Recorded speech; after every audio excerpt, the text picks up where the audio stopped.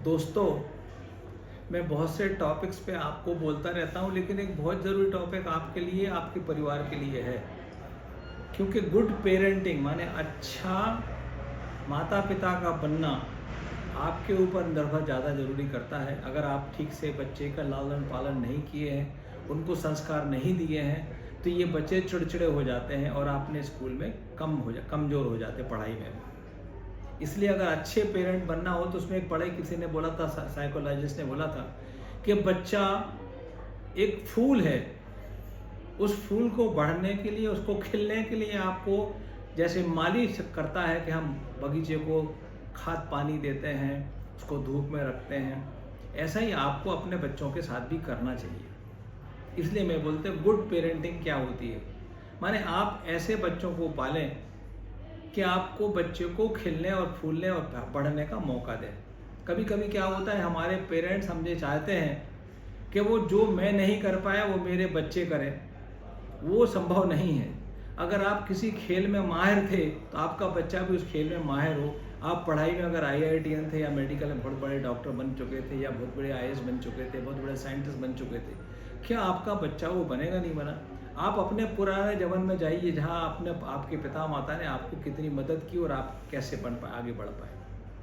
माता पिता बनना एक बड़ा अच्छा एहसास तो होता ही है, लेकिन बहुत थक जाते हैं बच्चों को पालने में, उनको हर चीज़ की सुविधा मुहैया कराने में।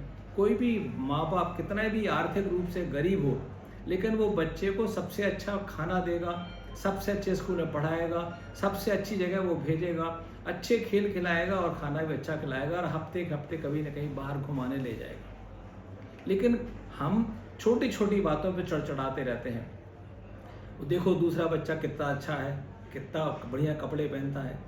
तो अपनी इसको बोलते हैं कि जितनी आपकी चादर है उतने ही पैर फैलाने के लिए बच्चों को समझाइए कि हम आर्थिक रूप से उनके बराबर नहीं हैं, हमारे पास जितना है उसमें आप खुश रहने की कोशिश करिए। देख दूसरों की बढ़ती को कभी ना ईर्ष्या भाव रखूं, माने हमें दूसरों से तुलना नहीं करना चाहिए। बच्चा अच्छा पढ़ रहा है, ठीक है, मिडिल है, एवरेज है तो भी ठीक है, कमज़ोर है तो उसको हम थोड़ा सहारा दें। उसको खेल कूद में रुचि है तो रुचि के अनुसार उसको काम करना चाहिए। उसकी अगर पढ़ने में रुचि है, गणित में रुचि है तो वो करने दीजिए। अगर साइंस में तो साइंस में करने दीजिए, विज्ञान में है, अंतरिक्ष में है, जहाँ जिस फील्ड में उसको मन लगता हो। कभी कभी बच्चों को खेलने में बहुत मन लगता है, मैं फुटबॉल ही खेलूँगा, मैं हॉकी खेलूँगा, मैं टेनिस खेलूँगा, मैं स्क्वाश खेलूँगा, मैं सिर्फ दौड़ूँगा। सब में करने दीजिए, क्योंकि जितना भी आप बच्चों को दबा के रखेंगे उतना जैसे बच्चा नव युवक बनेगा, जैसे ही 6 साल से लेके वो 13-15 साल के टीनेज में आएगा, वो बच्चा फिर आपकी कोई बात नहीं सुनेगा, क्योंकि आपने उसमें बचपन से संस्कार नहीं दिए कि बड़ों के बीच में बोलना नहीं है, सबको बैठ के साथ में खाना खाना है, आपस में लड़ना चिड़चिड़ा नहीं है। बच्चे आपस में लड़ते चिड़चिड़ाते हैं, लेकिन उसमें आप निगोशिएट भर करिए। ऐसा मत कि एक को आपने लड़ा तो दूसरे को आपने झापड़ लगा दिया। कार्पोरल पनिशमेंट सबसे खराब होता है बच्चों में, और अक्सर देखा होगा आपने टीनेज के बच्चे जो 20-21 के आते हैं वो सुसाइड कर लेते हैं, भाग जाते हैं, कभी कूद पड़ते हैं या घर से भाग जाते हैं, फिर वो दूसरी जगह जाकर भीख मांगना काल चालू करते हैं। ऐसा आप ना करें।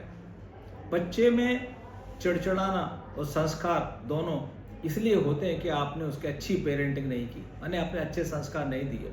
अच्छे संस्कार देने के लिए हमारे नव जो विवाहित पुरुष होते हैं, इनके बच्चे होते हैं, उनको अपनी ईगो, अपना जो घमंड रहता है अपने घर में बड़े बूढ़ों की बात को ना मानना और उनके जो संस्कार देना है तो हर चीज़ को टोका टोकी करना, तो ध्यान रखना जरूरी है।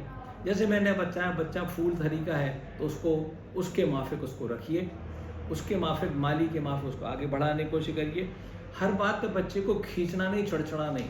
मैं कुछ 5 चीज़ें बताता हूँ, उसको आप ध्यान रख लीजिए कि आप अपने बच्चे के लिए कौन सा टाइम में उसको पढ़ना है या एक दिन में कितने घंटे उसको पढ़ना है। लेकिन अगर बीच में कोई अगर उसको काम बता रहे हैं तो उस काम करने के बाद फिर उसको पढ़ने बैठना चाहिए। अगर मन नहीं लग रहा है तो ऐसा नहीं कि मन नहीं लग रहा तब भी हम पढ़े बैठे, क्योंकि हमारी दिमाग में मेमोरी जो होती है वो किसी कंसंट्रेशन माने किसी एकांत जगह में अच्छे से पढ़ने से हमें याद रहता है। और लोग अक्सर क्या करते हैं, कंप्यूटर पढ़ते रहते हैं फिर याद नहीं रहता।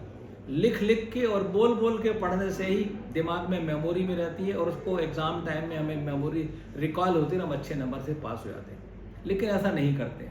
आजकल कंप्यूटर में पढ़ते रहते हैं, लैपटॉप मोबाइल में पढ़ते रहते हैं, उनको कभी याद नहीं रहता हमने क्या लिखा।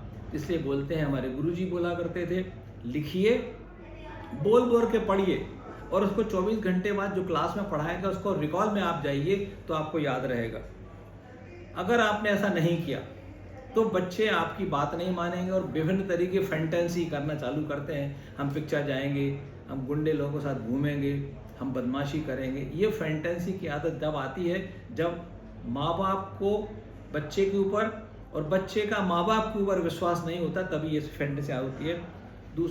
मुख्य रूप से यह है कि दूसरों बच्चों से तुलना ना करें, नंबर 1। नंबर 2, अपने बच्चों की कमी ना निकालें और दूसरों के सामने उसको जलील या बेइज्जत ना करें। बच्चों के दोस्तों से आप जरूर मिलें, उनसे मित्रता बनाएं, परिवार के साथ उनके बैठें। फैमिली रिलेशन बनने से बच्चा आगे बढ़ता है कि हमारे पेरेंट्स खुश हैं, हमारे पड़ोस से खुश है, हमारा बच्चा खुश है। कभी अब किसी की अपेक्षाएं ना सोचें। कोई अपेक्षा जो आपकी है उसको थोपें मत कि मैं तो इसको बढ़िया टेनिस का प्लेयर बनाऊंगा या मैं इसको बहुत अच्छा हॉकी का प्लेयर बनाऊंगा। ऐसा बनाने से नहीं होता, उसकी रुचि का अनुसार होता है। बच्चों की गलतियों से आप सीखें और उनको समझाएं, ये गलती हुई, इसको दोबारा रिपीट नहीं करना है। और उसको समझाने की चिड़चिड़ाए मत, झिड़किए मत, डांटिए मत और उसको बदतमीजी से मत बोलिए। उसका बच्चों को किसी बच्चे को खेल में रुचि नहीं होती, म्यूजिक में रुचि होती है, किसी कंप्यूटर में रुचि होती है। तो हर चीज़ का स्क्रीन टाइम भी 24 घंटे में 2 घंटे हो, 2 घंटे का पढ़ाई का समय हो, खेलने का समय हो, बाहर जाने का समय हो। ये अगर ये 5-6 बातें याद रखेंगे तो आपके बच्चे में हीन भावना नहीं होगी और आप अच्छे गुड पेरेंट्स कहलाएंगे और वो फैंटेसी नहीं करेंगे। स्टडी टाइम फिक्स करें, पढ़ने की प्रेरणा दें, पढ़ने का समय निश्चित करें और पढ़ने के समय में उसको कम से कम बीच में टोके मत। आपको बहुत अच्छा लगा होगा, नहीं लगा हो तो सुनिए, ध्यान करिए, क्योंकि इसको रिमेमोराइज करना बहुत ज़रूरी है। धन्यवाद, धन्यवाद, धन्यवाद।